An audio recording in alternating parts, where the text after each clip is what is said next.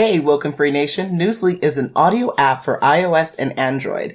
It picks up web articles about the most trending topics on the web at any given moment and reads them to you in a natural human voice. For the first time in the history of the internet, the entire web becomes listenable. Browse articles from topics you choose and start playing. Stop scrolling, start listening. You can follow any topic as specific as you like, from sports, science to Bitcoin, or even one of your favorite celebrities. It will find you the latest articles and read them to you aloud. And they have podcasts as well. Explore trending podcasts from over 50 countries. Our podcast, WokeNFree, is there too. Now let's get into the episode. Hi, it's Natasha. And Khalil. And we are the co-hosts of WokeNFree. Thank you for tuning in to our 240th episode of WokeNFree. If you've been tuning in every week for WokeNFree Wednesday, you know that WokeNFree is all about being real and honest with each other and you. We talk about everything and anything important to us, you, the world, and nothing is off the table. This week, we're having a really interesting conversation around what's the Black woman's experience in corporate America. But before we dive deep into the subject with two very special guests, couple of things to go over. First, have you downloaded this episode on WokeNFree.com through the Podbean app? If not, please do so immediately, because that's how you're able to join the conversation with your comments. And we want to hear from you every single WokeNFree Wednesday. So make sure you do that. Now, if you listen to podcasts on a device for which you cannot download new apps for whatever the reason, then all we ask is go to WokeNFree.com. Go on the Listen tab, and then pick your platform of choice where you're going to support us at. So you can follow and subscribe to us on iTunes, TuneIn, Stitcher, Google Play. We're also on SoundCloud, iHeartRadio, Pandora, Spotify. Definitely subscribe to our YouTube channel. It's a WokeNFree world. So anywhere you want to find us, we're there. Now, also on WokeNFree.com, you can click subscribe to follow the show through the Podbean app, which is fantastic. And on social, you can always holler on Facebook, Instagram, Twitter, YouTube, TikTok, Pinterest, and LinkedIn at WokeNFree. Now, if you have 90 seconds, which, let's face it, most of us do, we would also greatly appreciate a review. That way we get to learn a little bit more about how the show is feeding into your life and what you like most about it. So go to the Listen tab on WokeNFree.com and pick your platform of choice where you'd like to give us a review at. And with that, I think it's time to share a little bit more about who our guests are for today's conversation. So without further ado, we are going to be speaking with the co-hosts of the Bold Black Girls podcast. We have first Aries Webb-Williams, who has over a decade of leadership experience in the tech industry, where she honed her skills in aligning teams and resources around a common goal. In her current role as a software portfolio advisor with SoftwareONE, Aries advises senior leaders on strategies to leverage cloud technology to solve critical business challenges. In addition to her work in technology as a consultant, podcaster, and speaker, Aries Webb-Williams is known for curating transformative conversations, events, and programs designed to encourage collaboration among women and organizations for the advancement of diversity, equity initiatives in corporate spaces. Aries is the board vice president of the DFW Alliance of Technology and Women, where she, alongside the president, co-leads the board of directors made up of executive women leaders. Furthermore, Aries is also the co-host of the Bold Black Girls podcast, an engaging 100+ episode podcast dedicated to amplifying Black women voices and empowering them to live a fulfilled life personally, professionally, and spiritually. That the role that she's most proud of is being a mom to two amazing sons, LJ and Marvin. Now, if you aren't already impressed with who Aries is, just hold your horses for Kimberly Timms, a true girl of the South Side, like former FLOTUS Michelle Obama, born and raised in Chicago. Kim, a mother of a young adult that did not allow her zip code or circumstances to dictate her future. Despite becoming a teen mom at the age of 17, she was motivated to overcome the adversities of a teen mom. Kim is a creative problem solver, connector, motivator, and trusted resource. She's a lifelong learner who courageously lives out her life and loves authentically. Kim maintains an active lifestyle, networking, and flexing her love language, quality time with her family and friends. And in her free time, you'll find Kim doing all the things she loves and enjoys: reading, dancing, traveling, partaking in golf lessons, curating playlists, or volunteering. Kimberly is a strategic program manager for one of the leading cloud-based tech companies. She serves as an integral resource responsible for providing consultative oversight, solution development, and process improvement in scale and productivity through change management, new tools, role, and process clarity.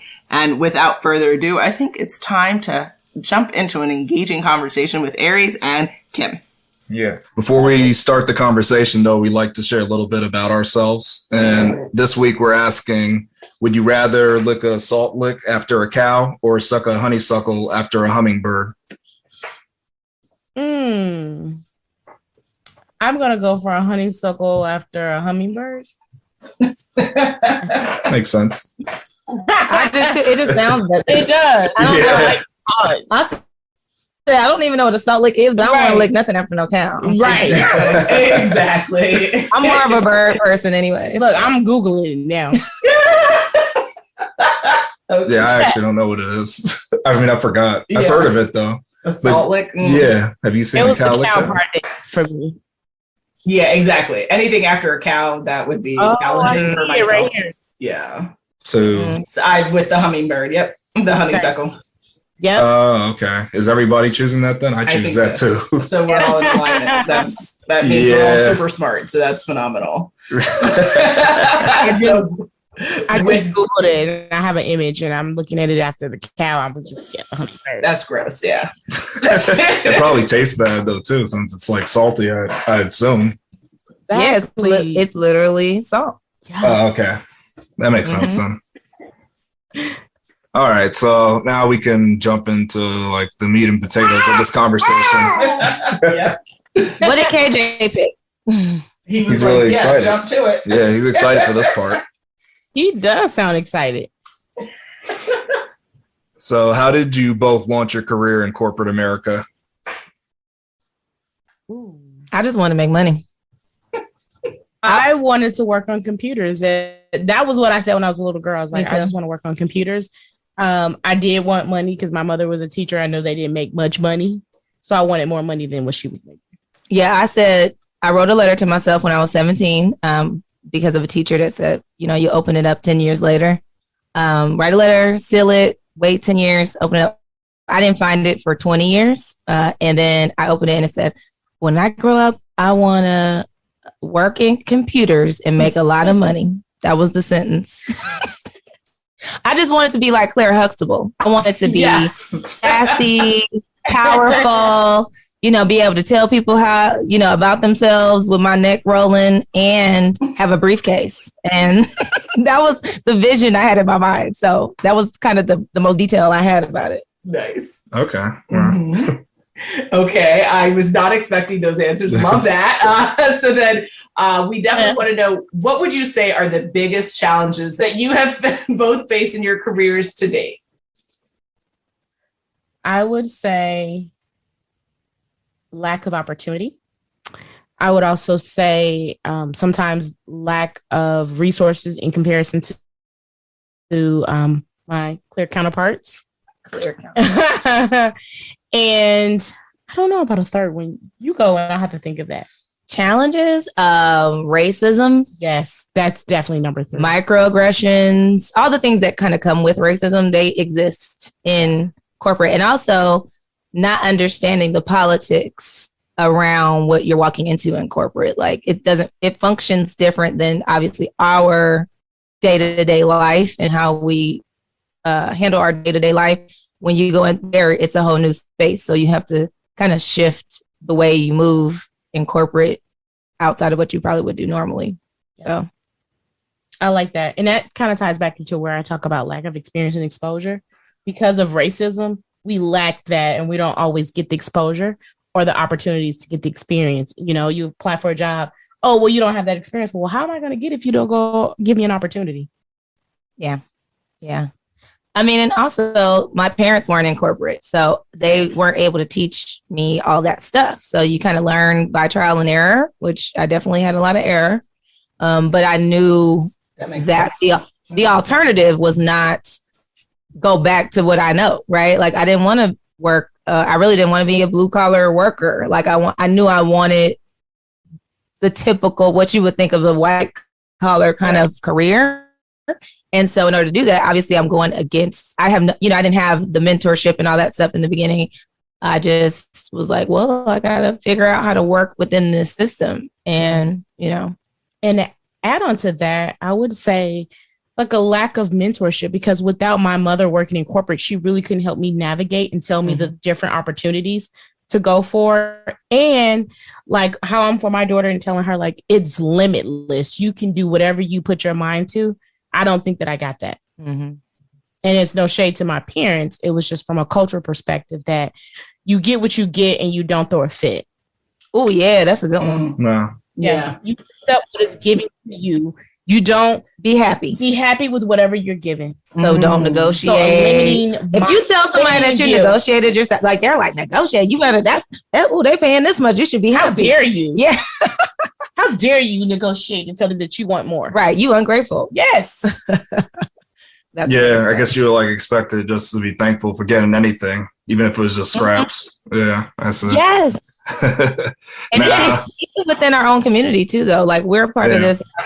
There's a group of Black women in tech on Facebook, and there's times where young ladies will come in and say, hey, this what happened. I got this offer. What do y'all think? And I've heard other Black women tell them, that's good. That's a good salary right there. Just be happy with that and whatever. And literally they'll be like, maybe one or two of us that'll be like, no, you never just take what they said first, like push the limits.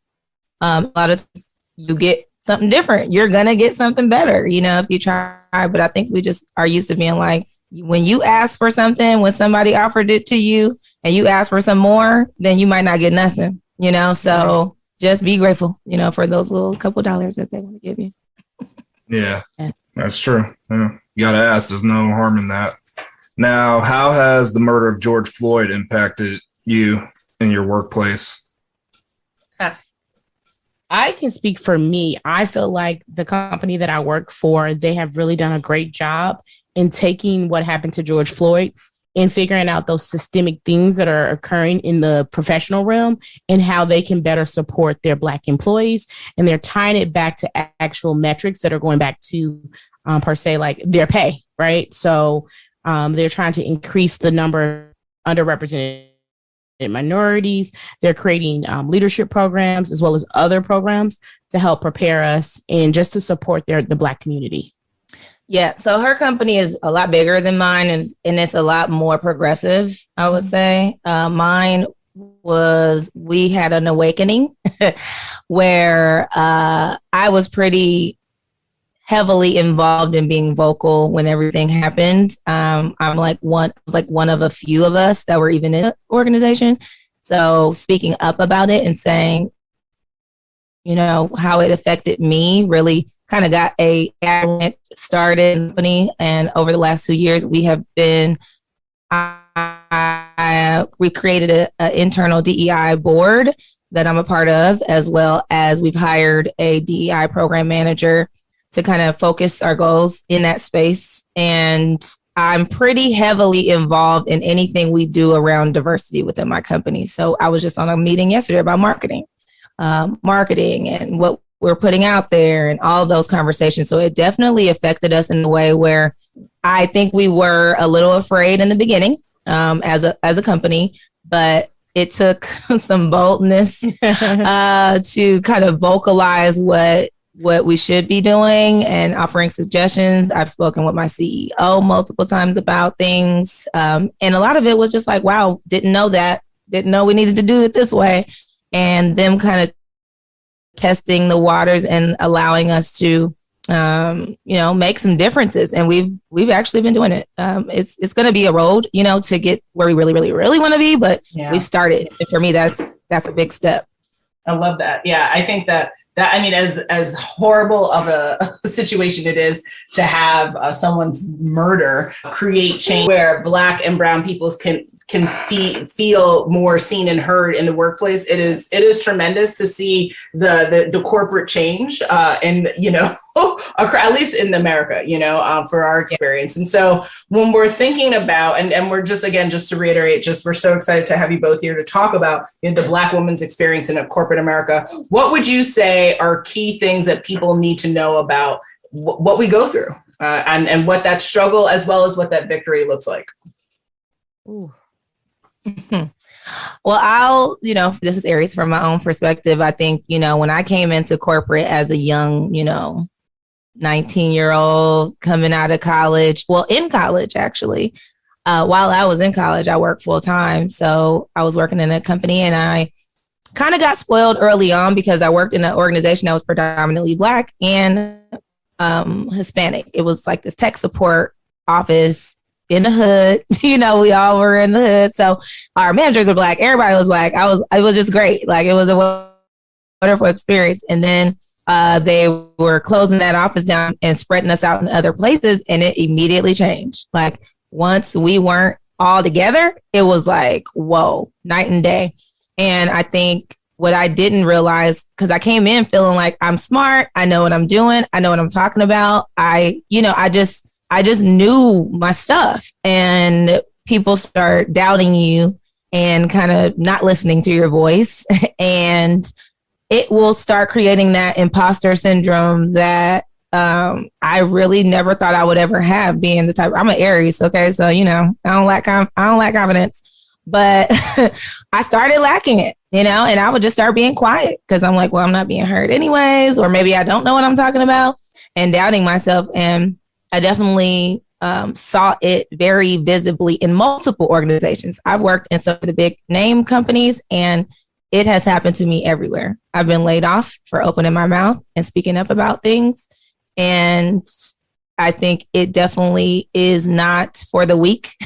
But I think that's really the reason why we started our podcast, was because we saw this space that even in the Black women sphere, we weren't having the conversation with each other about it. It was like, I just thought Aries was the problem. I'm like, I just need to learn how to be quiet. That's the problem. That's why I'm getting laid off. I'm talking too much. I need to just be quiet and do this and that, and trial and error on my own. Right. I was trialing and erroring things, saying, oh, you know what? I'm going to say yes to everything, and I'm going to be super nice and see how they do. And I got a promotion when I did that. And I was like, what? I was like, but I can't sustain this, because this is actually not feasible, to be like this. And so it wasn't until I felt like we all started talking to each other about what was going on that we're like, wait, what? You're in New York and that happened to you? That happened to me. Like, right. We got the same coworker, like, it's the same thing. And realizing it was a system. It was not an individual thing. How we live our life outside of these companies is not how the politics works internally. There's that passive aggressive professionalism, thing of the corporate clapbacks, how to respond to somebody without actually saying what you really want to say. And it's really being fake, to a certain degree. Some people chose to assimilate and try to just do what they do and whatnot. Networking, you have to build your network within the organization as well. Like, there's so many things that are a part of it that you have to kind of get your mind wrapped around. And it's not just like a straight line. Like, you have to figure out what works for you and your personality and stuff as well. So. Wow. Aries took the words out of my mouth. And to add on to that, I would say knowing who you are. And for me, in corporate America, not forcing things that don't work for you any longer, kind of going back to the cultural thing, we're told to accept whatever, knowing that you're never stuck. Because a lot of times we have those limiting beliefs, and it comes back to that imposter syndrome. So you think, well, where else can I go? Like, is my skill set something that is needed? I'm working next to my colleague, Becky, and I'm surpassing her and I'm not being recognized. So that can be very frustrating when you're trying to go upwards towards on your career ladder. Mm-hmm. So kind of, I would say, as Black women, our experience, we don't realize that we're being gaslit. The microaggressions, we probably need to sign up for some therapy, because little do we know that's really trauma. It is that we're experiencing in corporate America, and we don't necessarily know, or nor are we equipped with the tools to help us navigate that so that we can have a thriving career. Yeah. Working harder is not smarter. Smart. Yes. It is not rewarded. Working strategic is actually more rewarding. Yes. Yeah, that's definitely true. Given that you both are successful in your career and in the podcasting world, what are your best tips for managing all of it? Find consistency that works for you. Find a rhythm, that works for you. Like we record on Sundays, which is our kind of day of freedom. So we record at a time that works for both of us, and we just try to stay consistent in that. I think, you need your livelihood. So you got to do what you got to do, work-wise. But I think taking time out for self is also really big. We just talked to Natasha about that. And as an individual, you have to take care of yourself. You have to put your mask on. We're both mothers as well. So, family responsibilities. I have aging parents, so does Kim. She, so there's things that we always have going on, but you just still have to find those times that, to take for yourself. For me, I would say the power of no, which relates to boundaries and knowing not to overload your plate. You can't do everything. And we talked about this on the podcast as well, as knowing when to outsource certain things. So there's definitely power in that. I know, we talked about Shonda Rhimes being power of yes, but I have truly embraced the power of no. No is great. I love no. Yes. Love that. So important. Now, for WokeNFree Nation, for those listening right now, how can they and us support the Bold Black Girls podcast? By go following us on YouTube. We just crossed our 1,000 subscribers.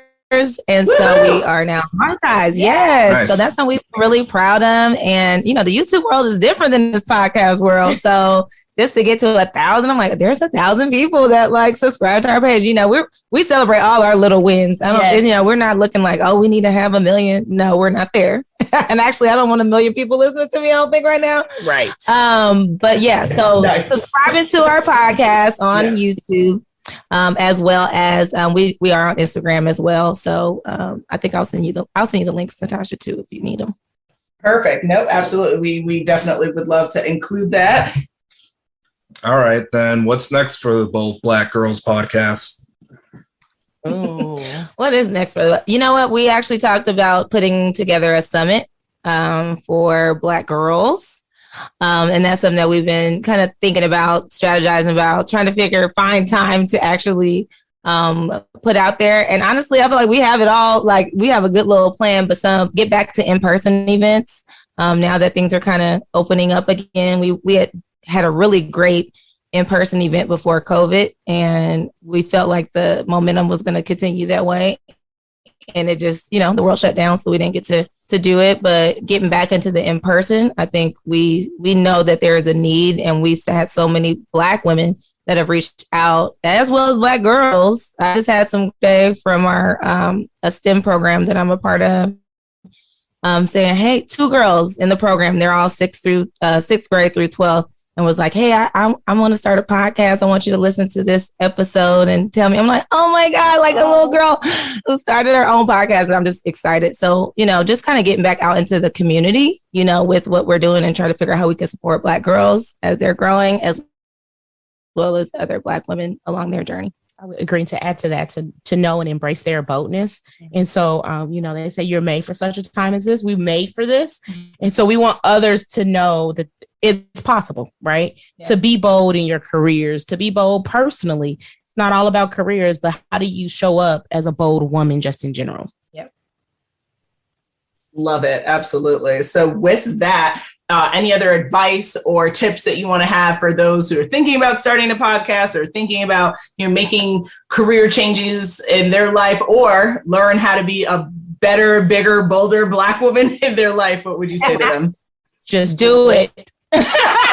Nice. Very do nice. It and that was not even coordinated. It wasn't. Do it and do it scared, right? Like I grew up scared of everything. Yes. And so I'm the person, me and Kim, when we travel, we go on an adventure, we're going to try something that we probably would normally not do, just and be scared and do it. Because once you do it, you realize like, oh, I'm tripping. Like I could have been doing this all along, and you may be missing out on what you are supposed to be sharing with the world. Everything we go through is not for us all the time. It's for us to bring someone else along and help them avoid those things along their path. So don't be afraid. Like, even if you are afraid, do it anyways. Yeah. Just do it. Be like, yep, I'm scared as I'm pushing the publish button for the first time, as I'm, speaking in front of people for the first time, or whatever it is that you're doing, or getting in a new industry or whatnot. But yeah, just do it. Do it scared.